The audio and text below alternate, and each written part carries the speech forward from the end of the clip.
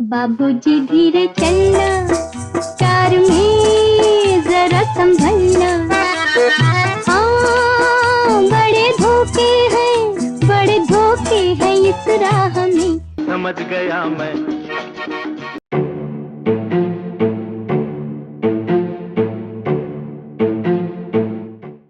अरे अरे सोदरा, रुकिए, पहले परिचय तो हो जाने दीजिए। तो दोस्तों, मैं हूँ मीरा देवी, खबर लहरिया से प्रबंध संपादक।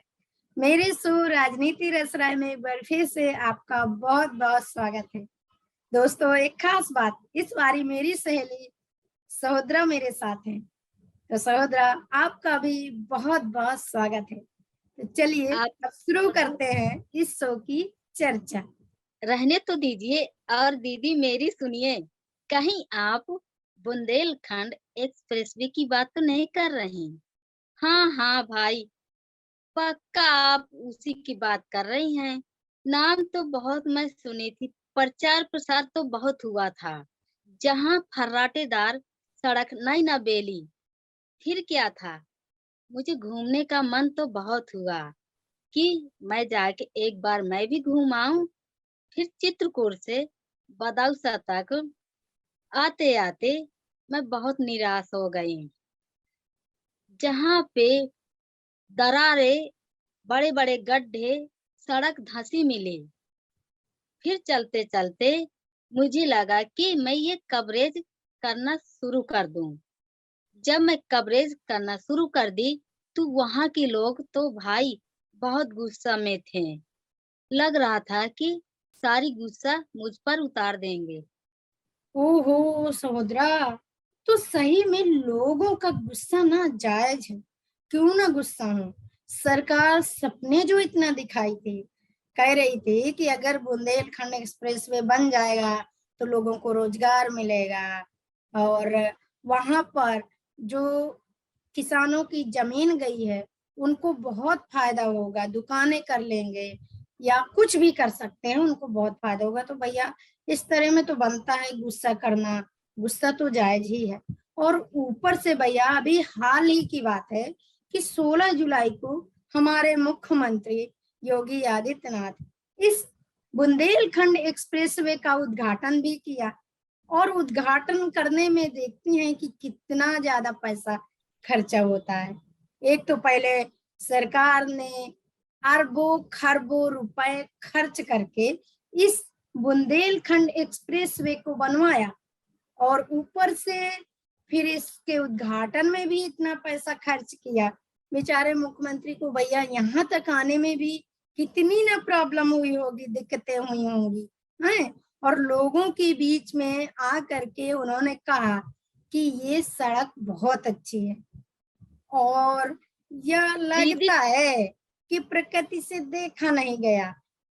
पहले ही बारिश में इस सड़क ने इतना अपना वो दिखा दिया कि लोगों को समझ में आ गया कि ये सड़क में किस तरह का मटेरियल और ये सब चीजें इस्तेमाल हुई हैं। इतना क्वालिटी उसकी खराब है। बताओ, जब पहली बारिश में इस सड़क का ये हाल हो गया, तो अगर ज्यादा बारिश, अभी तो ज्यादा बारिश भी नहीं हुई है, अगर ज्यादा बारिश हो जाएगी तो फिर इस सड़क का क्या होगा। अब फिर से विभाग उसमें पैसा लगाएगा।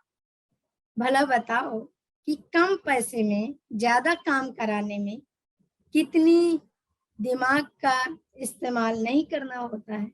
हाँ दीदी, आपसी बात से लग रहा है कि हाँ, ये बात तो सही है। 16 तारीख को उद्घाटन हुआ था। अब उन्हें कहा है, वो तो हेलीकॉप्टर से चल के आए हैं, तो उन्हें कहाँ से दिक्कत हुई होगी दीदी? आप ऐसी बात कर रही हैं। ये तो अच्छा, जनता सही की बात है। ये तो हाँ, जनता की दिक्कत है। जनता जाती है, क्योंकि जनता के मन में बहुत प्रशंसा थी कि इससे हम जल्दी चले जाएंगे, क्योंकि फास्ट सड़क है, सब जैसे सड़क नहीं है। तो इतना प्रचार हुआ था, सरकार ने की थी गला फाड़ फाड़ के कि ये सड़क लोगों के लिए शुभ काम शुभ कामना और मंगलकारी होगी। हाँ, सही बात है। सड़कों में मगर लिखा भी होता है कि आपकी यात्रा मंगलमय हो या मंगलकारी हो, सही कह रही हैं सहोदरा। फिर क्या था, वो तो उल्टा हो गया। हम्म, और ये भी कि सरकार की बातों से ऐसे लग तो नहीं रहा था कि इस तरह की धोखेबाजी होगी जनता के साथ, लेकिन हाँ ये तो एक तरह की धोखेबाजी है।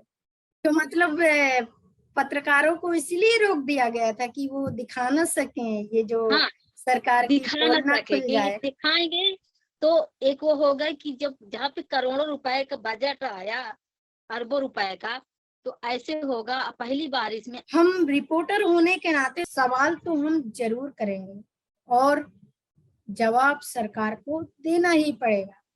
हम पूछना चाहते हैं कि बुंदेलखंड एक्सप्रेसवे को बनवाने में जिस तरह का प्रचार प्रसार हुआ, अरबों खरबों की लागत लगी, सरकारी धन वहां पर खर्च हुआ, तो उस तरह का प्रयोग, उस तरह की सड़क, उस तरह की गुणवत्ता युक्त सड़क क्यों नहीं बनी? और अगर नहीं बनी है तो क्या ये जो क्वालिटी है उसमें कितना सुधार करेंगे और ये क्या सुधार हो पाएगा? क्योंकि अगर एक बारी में जो चीज आप बना रहे हैं इस तरह का, इतना लंबे लंबे प्रोजेक्ट के साथ, लंबे लंबे बजट के साथ, वो जो क्वालिटी शुरू में ही होना चाहिए वो क्या मजबूती लॉन्ग टाइम तक चलेगी? और अगर कोई दुर्घटनाएं होती हैं तो क्या सरकार इसकी जिम्मेदारी लेगी? और लेगी भी तो फिर किस तरह की जिम्मेदारी? यही नहीं कि सिर्फ मुआवजा मिले, मुआवजे के अलावा क्या? तो ये हैं हमारे कुछ ऐसे सवाल जिस पर सरकार और को जवाब देना चाहिए। और हम ही नहीं, हमारे साथ जनता को या जो लोग हमको सुन रहे हैं उन सबको सरकार से सवाल जरूर पूछना चाहिए। तो सहोदरा समझ गए हो, यही है राजनीति, ठीक है? और इस राजनीतिक मुद्दे पर हम भी बात कर रहे हैं, इस मुद्दे पर रस ले रहे हैं और पूछ रहे हैं अपने दोस्तों से इस पर विचार। इसीलिए इस शो का नाम है राजनीति रस और राय। हमारा समर्थन करना चाहते हैं तो नीचे दिए थैंक्स बटन पर क्लिक करें। साथ ही अगर आप हमारे एक्सक्लूसिव कंटेंट को देखना चाहते हैं तो ज्वाइन बटन पर क्लिक करके हमारी कम्युनिटी के सदस्य बने। अभी के लिए बस इतना ही। अगली बारी फिर आऊंगी किसी नए साथी और नए मुद्दे के साथ। दीजिए इजाजत, नमस्कार। खबर लहरिया, आपकी खबर आपकी भाषा।